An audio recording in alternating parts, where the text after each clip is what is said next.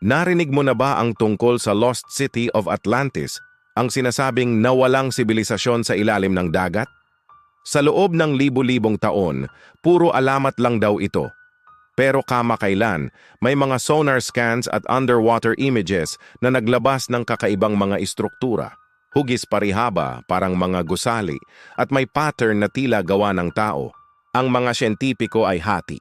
May naniniwalang natural formations lang ito, pero may ilan na nagsasabing posibleng ito na nga ang bakas ng isang advanced na sibilisasyong nawala sa kasaysayan. May mga teorya ring konektado ito sa sinaunang Egypt, sa Greek myths, o sa isang cataclysmic event na nilamon ng dagat.